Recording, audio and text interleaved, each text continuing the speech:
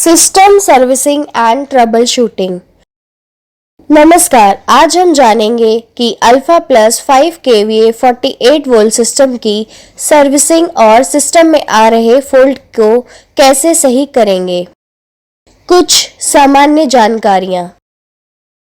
अगर आप alpha Plus 5 kVA 48 volt system के सर्विसिंग के लिए गए हुए हैं तो सबसे पहले हम यह जानने की कोशिश करेंगे कि सिस्टम में किस तरह का प्रॉब्लम आ रहा है। इसके लिए हम सिस्टम के फ्रंट साइड में लगे हुए डिस्प्ले के हर एक पैरामीटर, स्टेटस और एलईडी इंडिकेशंस को देखेंगे और कस्टमर से भी सिस्टम में आ रहे प्रॉब्लम के बारे में पूछेंगे। Display and its parameter. LED indications, LCD display, back and hold, up, enter, save, down, USB, reset switch. Panel voltage, panel wattage, cumulative energy, panel current, battery voltage, charging current, discharging current, charging cumulative energy, discharging cumulative energy, output current, output voltage, output wattage, output frequency, output cumulative energy, grid current, grid voltage, grid wattage, grid frequency, grid cumulative energy, grid status, inverter status, solar charger status, LED indications and it's meaning. LED 1 system on, यह दर्शाता है कि हमारा system action mode solid glow में है या sleep mode of में है। यह एलईडी रीसेट स्विच को प्रेस करने पर ऑन ऑफ होता है। एलईडी 2 इन्वर्टर ऑन, यह एलईडी इन्वर्टर ऑन की स्थिति को दर्शाता है। एलईडी 3 एसपीवी चार्जर, यह एलईडी दर्शाता है कि हमारा सोलर पैनल का वोल्टेज ऑपरेटिंग रेंज के अंदर है। एलईडी 4 ग्रिड चार्जर, यह एलईडी दर्शाता है कि बैटरी की चार्जिंग ग्रिड सप्लाई से हो रहा है। एलईडी 5 ए बैटरी लो, बी हाई, सी एनएलएसडी नो लोड शट डाउन। ए बैटरी लो, यदि यह एलईडी 500 मिलीसेकेंड तक ऑन और 500 मिलीसेकेंड तक ऑफ होकर ब्लिंक करता है तो इससे हमें यह पता चलता है कि हमारा सिस्टम लो बैटरी वोल्टेज में जा रहा है। बैटरी हाई, यदि यह एलईडी कॉन्टिन्यूसली ऑन रहता है तो इससे हमें यह पता चलता है कि हमारा सिस्टम हाई बैटरी वोल्टेज में जा रहा है। नो लो शट डाउन, यदि यह एलईडी 500 मिलीसेकेंड तक ऑन और 4 सेकेंड तक ऑफ होकर ब्लिंक करता है तो इससे हमें यह पता चलता है कि हमारा system no load shut down में जा रहा है। LED 6 A overheat, B overload. A overheat, यदि यह एलईडी 500 मिलीसेकेंड तक ऑन और 500 मिलीसेकेंड तक ऑफ होकर ब्लिंक करता है तो इससे हमें यह पता चलता है कि इन्वर्टर का टेम्परेचर 85 डिग्री सेल्सियस से ऊपर है। ओवरलोड, यदि यह एलईडी कॉन्टिन्यूसली ऑन रहता है तो इससे हमें यह पता चलता है कि हमारा सिस्टम ओवरलोड में जा रहा है। एलईडी 7 ए मेंस लो, बी मेंस हाई, सी फ्रीक्वेंसी आउट। ए मेंस लो, यदि यह एलईडी 500 मिलीसेकेंड तक ऑन और 500 मिलीसेकेंड तक ऑफ होकर ब्लिंक करता है तो इससे हमें यह पता चलता है कि मेंस का वोल्टेज ऑपरेटिंग रेंज से कम है। मेंस हाई, यदि यह एलईडी कॉन्टिन्यूसली ऑन रहता है तो इससे हमें यह पता चलता है कि मेंस का वोल्टेज ऑपरेटिंग रेंज से अधिक है। फ्रीक्वेंसी आउट, यदि एलईडी 500 मिलीसेकेंड तक ऑन और 1 सेकेंड तक ऑफ होकर ब्लिंक करता है तो इससे हमें यह पता चलता है कि मेंस की ऑपरेटिंग फ्रीक्वेंसी 47 हर्ट्ज और 53 हर्ट्ज से आउट है। एलईडी 8 फॉल्ट, यदि हमारा इन्वर्टर, सोलर चार्जर और ग्रिड चार्जर किसी फॉल्ट में बंद हो जाता है तो यह एलईडी ग्लो करता है। एलईडी 9 एमपीपीटी ओवरहीट, यह एलईडी दर्शाता है कि सोलर चार्जर ओवरहीट में बंद हुआ है। अब हम सिस्टम की हर सेटिंग में जाकर सेट वैल्यू को चेक करेंगे और उसे कहीं पर नोट डाउन कर लेंगे। यह वैल्यू जो हमें नोट डाउन किया है हो सकता है साइट के रिक्वायरमेंट के अनुसार किया गया है। यह सेटिंग हमें सिस्टम में काम करने के बाद वापस चेक करना है। अगर कोई भी सेटिंग चेंज होती है तो नोट डाउन किए हुए सेटिंग के अनुसार सेट कर देंगे या अपने सर्विस टीम से डिस्कस करेंगे।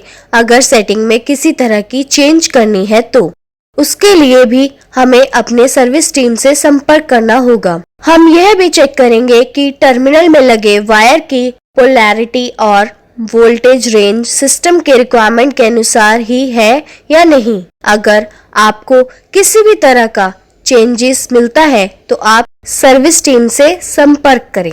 ध्यान रहे, आप सिस्टम में किसी भी तरह का काम तब तक नहीं करेंगे जब तक आपको प्रॉब्लम का पता नहीं चल जाता।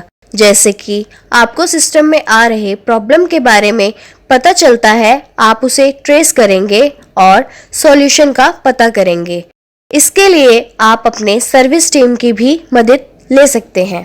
अब हम जानेंगे कि सिस्टम में कैसे काम करेंगे। System back view, rotary switch, fuse box, grid MCB, solar MCB, SPV reverse indication, earth, grid connection, output connection, SPV connection, battery reverse indication, battery MCB, temperature control fan. System पर काम करने से पहले system के back side में लगे MCB को of करेंगे। इसके लिए सबसे पहले हम ग्रिड एमसीबी को ऑफ करेंगे, फिर आउटपुट एमसीबी को और उसके बाद एसपीवी एमसीबी को और लास्ट में बैटरी एमसीबी को ऑफ करेंगे। बैटरी एमसीबी के ऑफ होने के बाद हम डिस्प्ले की लाइट को ऑफ होने तक का इंतजार करेंगे। जैसे ही डिस्प्ले की लाइट ऑफ हो जाती है, हम सिस्टम के टॉप कवर और साइड कवर को सावधानी से खोलेंगे और खुले हुए स्क्रूज और कवर प्लेट को एक ही जगह पर रखेंगे, जिससे वापस कनेक्ट करते समय हमें कुछ भी इधर उधर ढूंढना ना पड़े। अब हम बैटरी कैपेसिटर को और सोलर कैपेसिटर को 200 वाट के बल्ब से डिस्चार्ज करेंगे। अगर हम कैपेसिटर को डिस्चार्ज नहीं करते हैं तो कैपेसिटर हाई वोल्टेज से चार्ज होता है। यह डीसी वोल्टेज एसी वोल्टेज से भी अधिक खतरनाक होता है। सिस्टम में काम करते समय यह डीसी वोल्टेज हमें कभी भी नुकसान पहुंचा सकता है। Side view and use spares. Battery positive, battery capacitor negative, battery negative, battery capacitor, output MCB, battery MCB, mains current transformer, output current transformer, SPV MCB, earth wire, solar IGBT, display card, DC fuse transformer, solar choke, AC capacitor.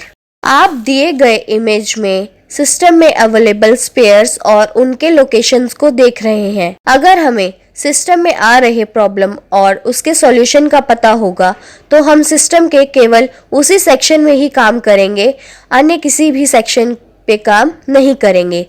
Top view of system and used spares. Connector location. Connector 3, connector 5, thimble relay 1, connector 1, connector 2, lower channel heat sink, higher channel heat sink, battery negative, capacitor negative. अब हम यह जानेंगे कि किसी भी तरह की card repairing के लिए कार्ड को सिस्टम से कैसे निकालेंगे। कार्ड को सिस्टम से निकालने के लिए कार्ड में लगे हुए सभी कनेक्टर जैसे कि SMP कनेक्टर, आउटपुट और ग्रिड करंट कनेक्टर, आउटपुट और grid voltage feedback connector, mains bypass SCR 3 pin TVS connector, solar charger 4 pin CNG connector, fan connector,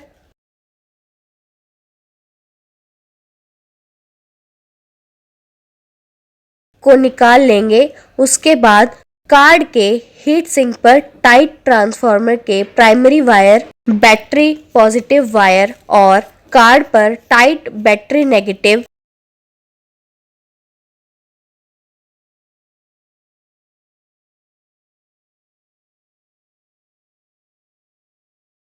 और कैपेसिटर नेगेटिव वायर जो कि नट और बोल्ट से टाइट है उसे निकाल लेंगे। अब हम कार्ड के हर कॉर्नर पर लगे स्क्रू को खोलेंगे और एक जगह पर रख देंगे। अब आपका कार्ड सिस्टम से निकल चुका है। आप कार्ड को सावधानी से उठाएंगे। अब आप कार्ड में किसी भी तरह की रिपेयरिंग कर सकते हैं। अब हम यह जानेंगे कि कार्ड को कैसे सिस्टम में कनेक्ट करेंगे। कार्ड को सिस्टम में कनेक्ट करने के लिए सबसे पहले कार्ड को सावधानी से सिस्टम में बने हुए स्पेस पर रखेंगे। ध्यान रहे, कार्ड के नीचे किसी भी तरह का कनेक्टर, वायर या कंडक्टिंग मटेरियल नहीं होना चाहिए।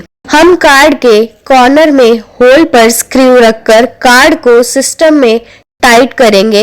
उसके बाद कार्ड के हीट सिंक पर ट्रांसफार्मर के primary wire, battery positive wire और battery negative wire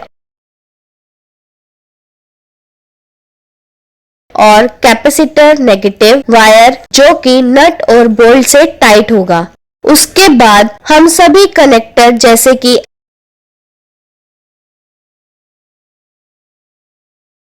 fan connector,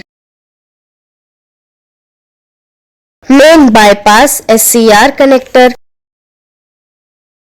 solar charger connector, output और grid voltage feedback connector, output और ग्रिड करंट कनेक्टर और SMPS कनेक्टर को कार्ड से कनेक्ट करेंगे। ध्यान रहे, कोई भी वायर या कनेक्टर ओपन या लूज नहीं होना चाहिए। अगर कोई भी कनेक्टर या वायर ओपन या लूज होता है तो कार्ड को पावर अप करने पर स्पार्किंग होगी और कार्ड खराब हो सकता है। Display testing, main card testing, system calibration. सबसे पहले हम डिस्प्ले की टेस्टिंग के बारे में जानेंगे। हम सिस्टम को पावर अप करेंगे और डिस्प्ले के कंट्रास्ट को चेक करेंगे। डिस्प्ले की कंट्रास्ट ऐसी होनी चाहिए कि डिस्प्ले में आ रहा पैरामीटर हमें आसानी से दिखाई दे। कंट्रास्ट ओके है तो अब हम यह देखेंगे कि डिस्प्ले का कम्युनिकेशन कार्ड में लगे कंट्रोलर के साथ ओके है। इसके लिए हम डिस्प्ले में आ रहे कुछ पैरामीटर्स को चेक कर सकते हैं, जैसे कि पावर अप करने के बाद डिस्प्ले में रियल टाइम बैटरी वोल्टेज और बैटरी का बार ग्राफ बनकर आएगा। अब हम डिस्प्ले में लगे सभी स्विच को टेस्ट करेंगे। इसके लिए हम सभी स्विच को एक एक करके प्रेस करेंगे और उनके फंक्शन के अनुसार चेक करेंगे कि वह काम कर रहे हैं या नहीं। जैसे कि अप और डाउन की को प्रेस करने पर डिस्प्ले विंडो स्क्रॉल होना चाहिए, बैक की को प्रेस करने पर विंडो होल्ड या बैक आना चाहिए और एंटर की को प्रेस करने पर सेटिंग विंडो ओपन हो जाना चाहिए। इसके साथ रीसेट स्विच को भी चेक करेंगे कि वह ओके है या नहीं। अब हम डिस्प्ले में लगे सभी LED को टेस्ट करेंगे। LED को टेस्ट करने के लिए डिस्प्ले के राइट कॉर्नर पर बने अप और डाउन को एक साथ प्रेस करेंगे। डिस्प्ले में एक न्यू विंडो ओपन होगा जिसमें आपसे पासवर्ड पूछा जाएगा। आपको सिस्टम का पासवर्ड जो कि DBCA है प्रेस करना है। पासवर्ड ओके होते ही एक न्यू विंडो ओपन होगा जिस पर कंट्रोल कैलिब्रेशन लिखा होगा। अब हमें एंटर की को प्रेस करके कंट्रोल कैलिब्रेशन विंडो में एंटर करना है। एंटर करते समय डिस्प्ले की सभी LED एक साथ ग्लो करेंगे। हमें यह देखना है कि सभी LED ग्लो होनी चाहिए। अब हम यह चेक करेंगे कि डिस्प्ले में सेटिंग चेंज करने पर सेटिंग सेव होती है या नहीं। इसके लिए हम किसी भी सेटिंग को चेंज करेंगे और चेक करेंगे सेटिंग सेव होनी चाहिए। सेटिंग सेव होने पर बीप आएगा। Wiring diagram. अब हम जानेंगे कि Alpha Plus 5 kVA 48 volt card की टेस्टिंग कैसे करें। Different section in card. Battery voltage, solar voltage sensing, input current sensing, output feedback voltage, mains feedback voltage, output current sensing, no load shutdown, battery discharging current sensing, battery charging current sensing, display connector, solar drive, main sensing, output sensing, temperature compensation and MPPT overheat, output current sensing, mains current sensing, solar current sensing. Fan connection. SMPS transformer, SMPS MOSFET, positive 3.3 volt regulator, output voltage sensing transformer, input voltage sensing transformer, positive 5 volt regulator, DSP module, program version, battery negative, inverter MOSFET, battery capacitor negative, inverter MOSFET, inverter heatsink, inverter driver IC, inverter heatsink, display IC, pin diagram and reference voltage। दिए गए image को हम अच्छी तरह से देखेंगे। इसमें system की वायरिंग, डिस्प्ले IC और उसके पिन पर बने वोल्टेज रेफरेंस, सिस्टम के अंदर लगे हर एक स्पेयर और कार्ड के हर एक सेक्शन को दिखाया गया है। यह इमेज हमें सिस्टम की टेस्टिंग और इसके कैलिब्रेशन करने में हेल्प करेगा। कार्ड की टेस्टिंग के लिए सबसे पहले हम कार्ड में बने सभी सप्लाई वोल्टेज को चेक करेंगे। इसके लिए कार्ड में लगे कंट्रोलर DSP और FRC केबल डिस्प्ले कार्ड को डिस्कनेक्ट करने के लिए उसको निकाल लें, फिर बैटरी MCB को ऑन करें। मेन कार्ड के 5 पिन CNG कनेक्टर 3 के पिन नंबर 1 पर ग्राउंड के रिस्पेक्ट में सप्लाई वोल्टेज चेक करेंगे। यह वोल्टेज 40 वोल्ट से 64 वोल्ट के बीच में होनी चाहिए। अब हम बताए गए पावर सप्लाई पॉइंट के अक्रॉस वोल्टेज चेक करेंगे। 7805 वोल्टेज रेगुलेटर के पास लगे कॉइल L1 पर ग्राउंड के रिस्पेक्ट में बन रहे पॉजिटिव 15 वोल्ट की सप्लाई को चेक करेंगे जो कि 14.5 वोल्ट होना चाहिए। डायोड D1 के एनोड साइड पर ग्राउंड के रिस्पेक्ट में वोल्टेज चेक करेंगे जो कि 5 वोल्ट आना चाहिए। जेनर ZD5 के अक्रॉस वोल्टेज चेक करेंगे जो कि 3.3 वोल्ट आना चाहिए। D28 के अक्रॉस सप्लाई वोल्टेज को चेक करेंगे जो कि 22 वोल्ट आनी चाहिए। डायोड D6 के एनोड पर ग्राउंड की रिस्पेक्ट में वोल्टेज चेक करेंगे जो कि -3.3, -2.7 से -3.5 वोल्ट के बीच होना चाहिए। सोलर IGBT के गेट टू एमिटर टर्मिनल पर वोल्टेज चेक करेंगे जो कि -7 टू -8 वोल्ट होनी चाहिए। सभी सप्लाई वोल्टेज को चेक करने के बाद बैटरी MCB को वापस ऑफ कर देंगे। मेन कंट्रोलर को वापस कार्ड में इंसर्ट कर दें और FRC केबल को कनेक्ट कर देंगे। अब हम कार्ड के हर एक सेक्शन की टेस्टिंग और सिस्टम के कैलिब्रेशन के बारे में जानेंगे। बैटरी MCB को ऑन करेंगे। MCB ऑन करने के तुरंत बाद एक बीप आएगा। अगर बीप आता है तो हम नेक्स्ट पॉइंट को चेक करेंगे। डिस्प्ले पर आ रहे RTC टाइम को चेक करेंगे। टाइम काम करना चाहिए। फिर से DC MCB को बंद करेंगे और वापस ऑन करेंगे। RTC टाइम को चेक करेंगे। टाइम वही से आगे बढ़ना चाहिए जितना आपने सेव किया था। अब हम डिस्प्ले में प्रेजेंट व्यू लॉग्स विंडो पर जाएंगे और चेक करेंगे कि व्यू लॉग्स आ रहा है या नहीं। इससे हमारे कार्ड में प्रेजेंट मेमोरी सेक्शन टेस्ट हो जाएगा।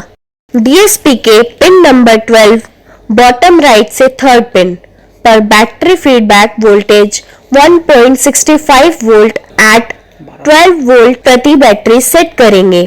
प्रीसेट 102 का उपयोग कर LCD में DC वोल्टेज को कैलिब्रेट करेंगे। अब हम DC फ्यूज को बैटरी पॉजिटिव वायर से निकाल लेंगे और रीसेट स्विच को प्रेस करेंगे। इन्वर्टर ऑन कर देंगे और कार्ड के इन्वर्टर सेक्शन में प्रेजेंट सभी मोसफेट का drive gate to source check करेंगे। यह 4.5 वोल्ट से 5 वोल्ट होना चाहिए। अगर सभी मोसफेट की ड्राइव ओके है तो हम बैटरी MCB को बंद कर देंगे और सिस्टम में प्रेजेंट DC कैपेसिटर को डिस्चार्ज करेंगे। अब वापस DC फ्यूज को कनेक्ट करेंगे और बैटरी MCB को ऑन करेंगे।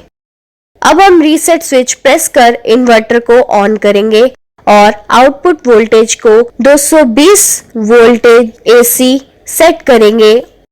आउटपुट वोल्टेज को सेट करने के लिए प्रीसेट OPFV 502 को यूज करेंगे। अब हम डिस्प्ले IC के पिन नंबर 22 पर अप्रॉक्स 80-90 मिली वोल्टेज DC सेट करेंगे। इसके लिए हम NLC 105 प्रीसेट का यूज करेंगे। अब हम आउटपुट MCB को ऑन करेंगे और लोड अप्लाई करेंगे। लोड को कनेक्ट करके डिस्चार्जिंग करंट को कैलिब्रेट करेंगे। इसके लिए प्रीसेट BDCS 105 का यूज करेंगे। अब हम आउटपुट करंट को कैलिब्रेट करेंगे। इसके लिए हम प्रीसेट OCS 502 का यूज करेंगे। अब हम ग्रिड MCB को ऑन करेंगे और ग्रिड वोल्टेज को कैलिब्रेट करेंगे। इसके लिए हम प्रीसेट MFV 502 को यूज करेंगे। ग्रिड सप्लाई देते ही ग्रिड चार्जर ऑन हो जाएगा। अब हम बैटरी चार्जिंग करंट को कैलिब्रेट करेंगे। इसके लिए हम प्रीसेट BCCS 105 को यूज करेंगे। ग्रिड करंट को कैलिब्रेट करेंगे। इसके लिए हम प्रीसेट IPSC 502 को यूज करेंगे। अब हम SPV MCB को ऑन करेंगे और सोलर वोल्टेज को कैलिब्रेट करेंगे। इसके लिए प्रीसेट PVVS 102 को यूज करेंगे। अब हम सोलर चार्जर ऑन होने का वेट करेंगे। जैसे ही सोलर चार्जर ऑन होता है हम सोलर चार्जर IGBT की gate to emitter drive check करेंगे। इसके लिए हम 4 पिन CNG कनेक्टर 1 के गेट टू एमिटर पर मल्टीमीटर को DC वोल्टेज में रखकर सप्लाई चेक करेंगे। यह 14.5 वोल्ट होना चाहिए। ड्राइव ओके होने पर हम सोलर करंट को कैलिब्रेट करेंगे। इसके लिए हमें प्रीसेट PVCS 105 का यूज करेंगे। अब हम कुछ एडिशनल चीजों को टेस्ट करेंगे, जैसे कि रोटरी स्विच ओके है या नहीं, फैन की डायरेक्शन ओके है या नहीं। अब हमारा UTL solar inverter alpha plus के सिस्टम की टेस्टिंग और कैलिब्रेशन पूरी तरह से हो चुकी है। Fault finding and trouble shooting. अब हम सिस्टम में आने वाले कुछ कॉमन प्रॉब्लम और उसके सॉल्यूशन के बारे में जानेंगे। सोलर वोल्टेज एब्सेंट दिखा रहा है तो सोलर सप्लाई को चेक करेंगे। सोलर बेहद लो या हाई वोल्टेज स्थिति पर है, सोलर सप्लाई लो या हाई वोल्टेज की स्थिति को जांच करेंगे। लो बैटरी बैकअप, सोलर इन्वर्टर के ओवरलोड की स्थिति को चेक करेंगे, बैटरी ग्रेविटी की स्थिति को चेक करेंगे, ग्रिड और सोलर से चार्जिंग वोल्टेज और करंट रेफरेंस को चेक करेंगे। अगर बैटरी पूरी तरह से चार्ज नहीं होती है, बैटरी चार्जर फेल आता है और बैटरी फ्यूज फेल होता है तो सर्विस सेंटर से कांटेक्ट करेंगे। बैटरी का टेम्परेचर ज्यादा है तो बैटरी और रूम टेम्परेचर को चेक करेंगे। टेम्परेचर स्पेसिफिकेशन के अनुसार होना चाहिए। Inverter over temperature, high ambient temperature की स्थिति में हम सोलर इन्वर्टर रूम के वेंटिलेशन को चेक करेंगे। आउटपुट ओवरलोड है तो लोड को कम करेंगे। इन्वर्टर में लगा कूलिंग फैन न चले और सेंसर और कंट्रोल बोर्ड फेल होने की स्थिति में हम सर्विस सेंटर से कांटेक्ट करेंगे। वेंटिलेशन इनपुट ब्लॉक्ड है, वेंटिलेशन इनपुट को साफ करेंगे। इफ SMPS नॉट वर्किंग, सभी पावर सप्लाई की जांच करेंगे, उनमें से कोई भी शॉर्ट हो सकता है। Check diode D1 1N4007, D2 1N4007, D4 BY399, D9 1.5K E18A, D28 1.5K E27A, ZD1 1N4747, उनमें से कोई भी शॉर्ट हो सकता है। यदि D2 डायोड शॉर्ट होता है तो कार्ड से DSP हटाएं, DSP फॉल्टी हो सकता है और फिर से जांचें। D1 डायोड के एनोड पर 5 वोल्ट सप्लाई की जांच करें। ZD1 जेनर जांचें, यह शॉर्ट हो सकता है। U4 LD33 volt regulator heat sink पर 3.3 वोल्ट सप्लाई की जांच करें। D9 1.5 KE18A डायोड के across 15 volt supply 14 volt to 15 volt की जांच करें। D28 1.5 KE27A डायोड के across 22 volt supply 21 volt to 23 volt की जांच करें। U5 3845 के VCC वोल्टेज की जांच करें। ये पिन नंबर 7 और ग्राउंड के बीच जांचें, यह 7 वोल्ट टू 9 वोल्ट होना चाहिए। U5 3845 IC के पिन नंबर 5 और 7 के बीच शॉर्टिंग की जांच करें, यह शॉर्ट हो सकता है। रेजिस्टेंस R66 0.22E 2 वाट की जांच करें, यह ओपन हो सकता है। If SMPS working but UART not working, LCD show only alphabetic values। 10 pin FRC connector के डिस्प्ले के UART pin AT, R2 and R9 और DSP के UART पिन नंबर 33 एंड 34 के साथ कॉन्टिन्यूटी चेक करें। DSP मॉड्यूल का UART pin faulty हो सकता है, पिन पर वोल्टेज चेक करेंगे। पिन नंबर 33 पर 3.3 वोल्ट और पिन नंबर 34 पर 3.5 वोल्ट होना चाहिए। U15 IC 25LC 256 फॉल्टी हो सकता है। डिस्प्ले IC मॉड्यूल के पिन नंबर 19 पर ग्राउंड के रिस्पेक्ट में सप्लाई चेक करेंगे, यह 3.3 वोल्ट होनी चाहिए। After switch press output voltage and buzzer is not coming.